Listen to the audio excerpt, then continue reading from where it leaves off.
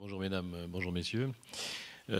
Bon, avant de parler effectivement de la façon dont on s'y prend, quelques mots sur la menace en tant que telle. Alors j'ai l'habitude en fait de classer la menace selon trois catégories. La première, je dirais, c'est l'espionnage. Donc là, il s'agit, je dirais, d'attaquants qui vont essayer de pénétrer les systèmes d'information d'entreprise pour y dérober les biens les plus précieux.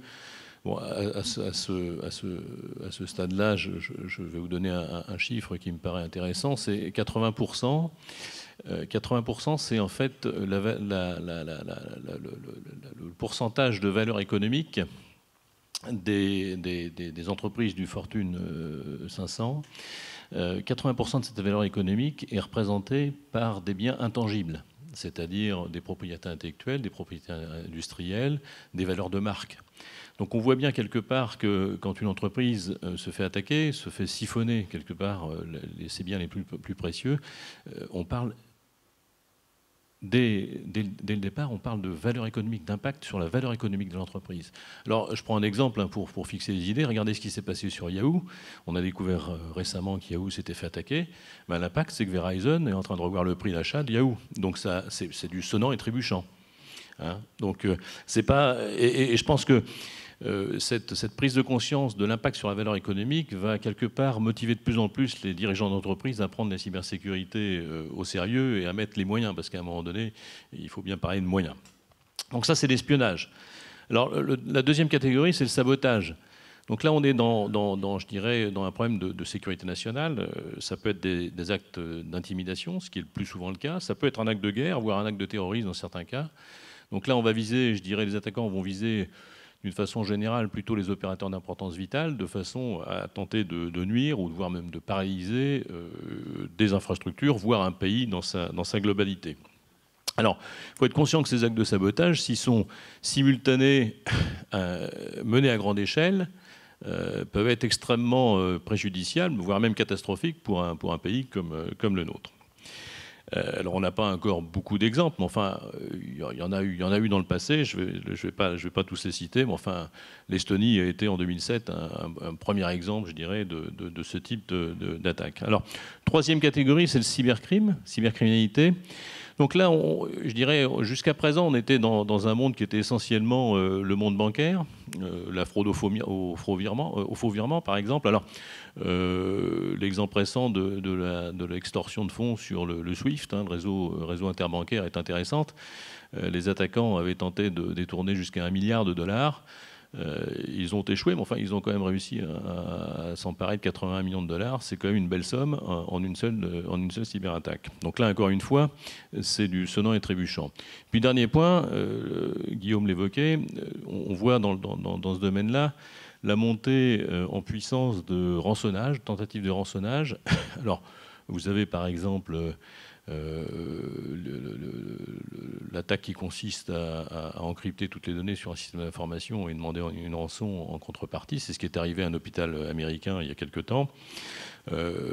C'est aussi l'attaque sur un porte-container en début d'année qui a immobilisé le porte-container au port, hein, et donc qui s'est traduit par le paiement d'une rançon. Donc ça touche, je dirais, du simple particulier à la grande entreprise, en passant par la PME-PMI. Ça peut être mortel très rapidement, notamment pour les petites entreprises. Donc trois catégories de menaces qui ciblent assez largement, je dirais, une entreprise dans sa globalité.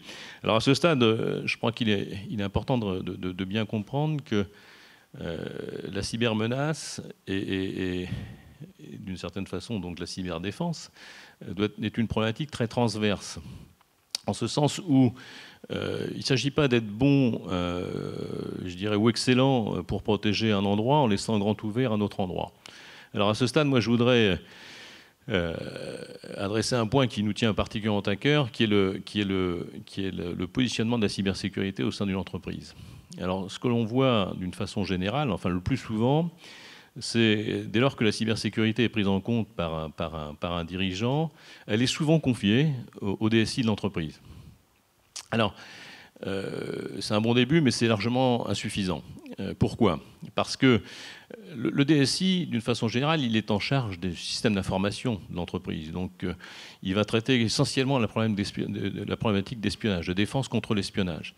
le DSI est assez rarement en charge des systèmes de production et jamais en charge des systèmes opérationnels, c'est-à-dire de l'informatique qui est embarquée dans les produits et les services qui sont fournis par l'entreprise en elle-même. C'est directement sous la responsabilité des patrons opérationnels de l'entreprise. Donc on voit bien quelque part que quand on colle, si je puis dire, la responsabilité de la cyberdéfense à un DSI, il se trouve, je dirais, incompétent sur le plan organisationnel. Sans oublier également que ce sont des gens qui sont sous pression budgétaire constante depuis des décennies et qu'en général, ce n'est pas des grands fans de voir arriver un nouveau problème qui, d'une façon ou d'une autre, il ne faut pas se cacher derrière notre petit doigt, va nécessiter quand même des investissements significatifs au niveau de l'entreprise. Donc le positionnement de la cybersécurité, de la responsabilité cybersécurité au sein d'une industrie, au sein d'une organisation est fondamental. Alors ce que l'on a fait, nous, au sein de DCNS, alors vous avez en fait différentes façons de traiter le problème. Certaines entreprises pourront décider de nommer un membre du COMEX pour prendre en charge cette cybersécurité, cette politique de cybersécurité. On peut également nommer quelqu'un en charge qui reporte directement, par exemple, au président de la société. C'est ce que l'on a fait chez DCNS, et en ce qui me concerne. Et le positionnement, je dirais, de cette personne-là, à ce niveau-là, permet d'une part de passer un signal extrêmement fort à l'organisation sur l'importance de la cybersécurité je dirais, pour ce qui concerne l'entreprise, mais également lui donner la capacité de couvrir l'ensemble de la cyberdéfense, de la cybersécurité d'entreprise de façon transverse, c'est-à-dire avec la capacité d'agir sur le système d'information, d'agir sur les systèmes de production, sur les systèmes de maintenance, mais également sur les systèmes opérationnels, c'est-à-dire toute l'informatique embarquée. Donc la mission, je dirais, de ce patron cybersécurité d'une grande entreprise, pour moi, elle est de diverses natures. La première, c'est d'abord de pouvoir établir une stratégie pertinente et adaptée à l'entreprise, donc une stratégie globale qui concerne, je dirais, de façon transverse toute la problématique de l'entreprise en ce qui concerne la cybersécurité. Le deuxième point, c'est d'aborder la gouvernance. Parce que, comme je dis, la cybersécurité est une problématique très transverse. Ça veut dire que si vous voulez amener une société à un bon niveau de cybersécurité, à un bon niveau de cyberdéfense, c'est quand même l'affaire de quasiment tout le monde dans la société, du simple employé au DSI, en passant par les patrons opérationnels. Enfin, tout le monde doit y contribuer. Les DRH également, parce qu'il faut former les gens. Enfin, quand vous regardez, quand vous tirez la pelote, tout le monde est concerné. Et donc, il faut mettre un peu d'ordre là-dedans. Il faut, je dirais, savoir qui fait quoi. Et c'est important de savoir qui fait quoi, qui est responsable de quoi, de façon à traiter le problème dans sa globalité de façon efficace. Troisième point, c'est de s'assurer qu'il y a les moyens et l'organisation associés aux produits et aux services de cybersécurité qui sont nécessaires pour implémenter une bonne cyberdéfense. Et puis, dernier point, et je rejoins ce que Jamie disait dans son discours introductif, il est essentiel d'avoir des points de mesure. C'est-à-dire que c'est pas tout de dépenser, doubler son budget, pour reprendre l'image que vous avez donnée. C'est pas tout de doubler son budget à l'aveugle, dans le noir. L'objectif est de savoir ce que l'on fait. Et donc là, en ce qui nous concerne, nous mettons en place un référentiel de cybersécurité interne et externe, donc qui couvre à la fois nos besoins internes, mais aussi nos besoins navires, de façon à être en mesure, je dirais régulièrement, de mesurer notre efficacité sur les différentes thématiques de la cyberdéfense, de façon à voir là où on progresse, là, le cas échéant, où on peut avoir régressé, parce qu'on ne régresse pas forcément parce qu'on est devenu plus mauvais, mais on peut régresser parce que la cybermenace a évolué. On est dans une guerre de mouvement, ça évolue très rapidement. Et donc tout ça permet de se benchmarker et de progresser régulièrement et de prendre des actions, je dirais, qui s'imposent régulières, de façon d'une certaine façon, un peu perpétuellement, améliorer notre posture de cyberdéfense. Merci beaucoup Jean-Michel Orozco. On reviendra évidemment sur ces questions-là aussi.